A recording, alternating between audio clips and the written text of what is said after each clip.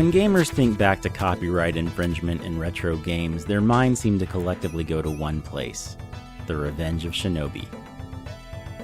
And this is pretty justified when you take a look at some of the enemies you fight in the game, like Godzilla, Rambo, even an Arnold Schwarzenegger-looking Hulk that turns into a Terminator? It's presumed that Spider-Man's appearance as a boss was actually licensed, believe it or not. But his turning into Batman when you defeat him? Not so much. But there's one game out there that seems to have taken a look at the Revenge of Shinobi and said, "You call that infringement? We'll show you infringement." Baseball Stars Professional!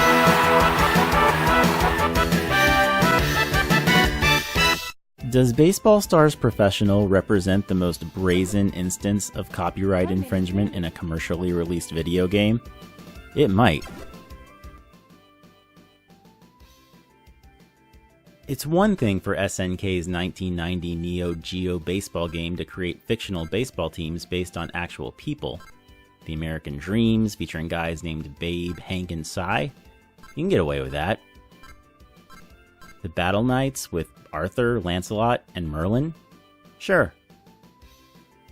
But it doesn't take much expertise in copyright law to know that including the characters found on the Fabulous Superstars team was a bad idea.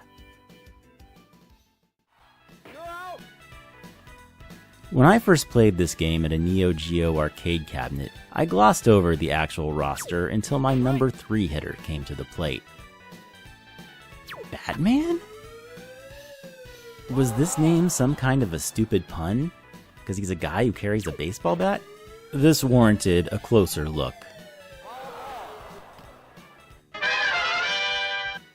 What are you?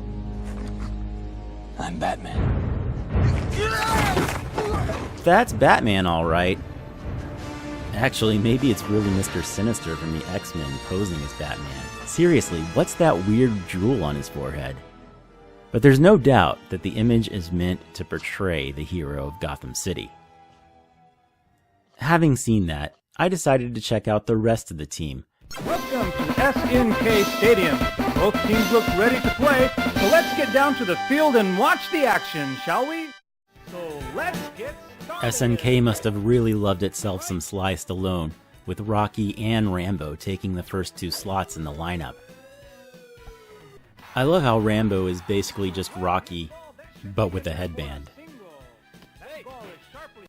In the cleanup spot, it's Bond, shaking but not stirring things up. Then we have the one safe-to-use character in the entire roster, with Tarzan.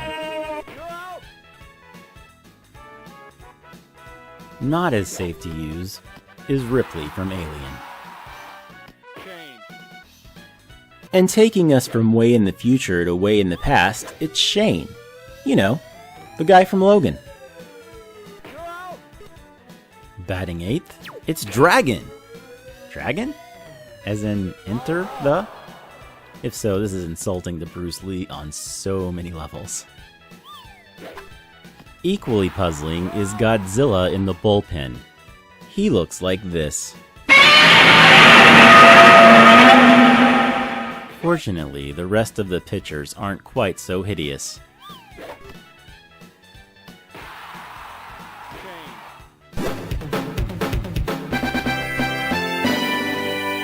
Indy is the ace of the staff, leading the Fabulous Superstars to fortune and glory.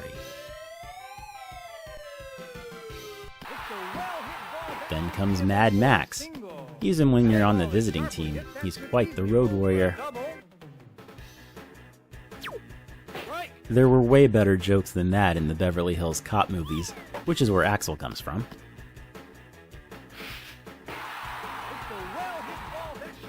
And perhaps the most logical character to use as your starter is Spock.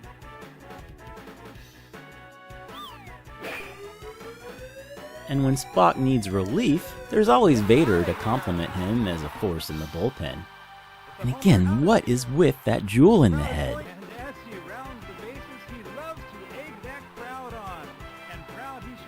Likewise, it's nice to see starting pitcher Freddy set aside his differences with reliever Jason for the good of the team.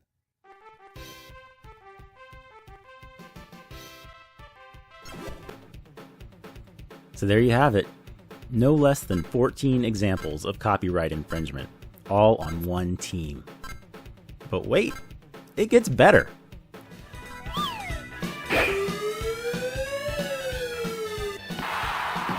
By the time SNK decided to re-release Baseball Stars Professional for PlayStation 3 and PlayStation Portable in 2010, they knew enough to make some changes. The game served as an almost perfect port of the original, with all gameplay and all teams intact. Except for the fabulous superstars, who apparently acquired some new talent. Only Tarzan and Dragon remained as is, while most characters kept their portraits but changed their names. Rocky became Balboa. There, I fixed it.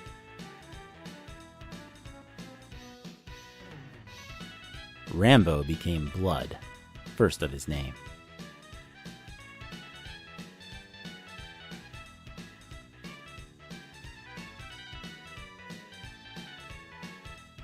Bond became Spy. Just Spy.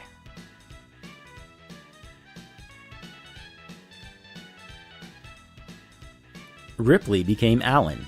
Kinda like Ellen, kinda like Alien. Who cares if it's a man's name? Shane became a differently spelled version of Alan. He's quite the lad. Indy became Ark. Come on, they named it after his first MacGuffin? Dog would have been perfect. We named the dog Indiana. Mad Max became Sander.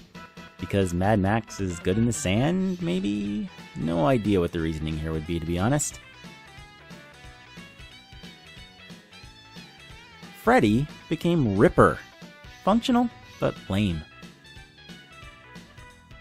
Jason became Friday. Wouldn't it be great if that's actually a Dragnet reference, and that's really Dan Aykroyd under that mask? Read 'em their rights. Read 'em their rights. Axel became Break, just like what's since been applied to Eddie Murphy's career.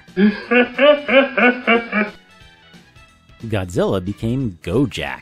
So I'm just gonna assume this terrible player portrait represents a midpoint during Telly Savalas' transformation into a rage-filled lizard monster. Now, those are great and all, but it's the total makeovers that really steal the show. Spock became Speak, and he now looks like Dr. Zaius. Illogical. Vader became Badar, the dumbest looking Shogun warrior on the battlefield. Which brings us back to Batman. It's like he visited Gotham's crappy Disneyland knockoff for a new mask, and a new superhero name.